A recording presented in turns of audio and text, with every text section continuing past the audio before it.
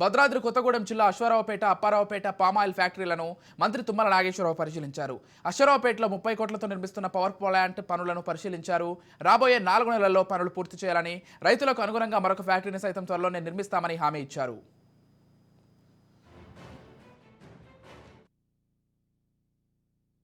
Charges కట్టాల్సి వస్తూ ఉంది ఫ్యాక్టరీకి సంబంధించి. అందుకని 30 కోట్లతోటి అశ్వారావుపేట ఆయిల్ పామ్ ఫ్యాక్టరీకి విద్యుత్ శక్తి వచ్చేదానికి మన యొక్క ముడి సరుకుతోటే ఇక్కడ పవర్ జనరేట్ చేసేదానికి పవర్ ప్లాంట్ ఏర్పాటు చేస్తున్నాం. ఇది రేపు రాబోయే 30 టన్స్ ఫ్యాక్టరీకి కూడా అవసరాన్ని బట్టి ఈ పవరే వాడుకునేదానికి అవకాశం ఉంది.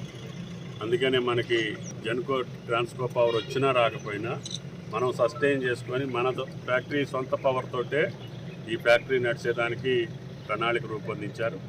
దాన్ని ఈ సంవత్సరం మే జూన్ కల్లా పూర్తి చేయమని చెప్పి అధికారుల్ని, అదేవిధంగా యంత్రాంగాన్ని, ఏజెన్సీని కూడా కోరుతా ఉన్నాం.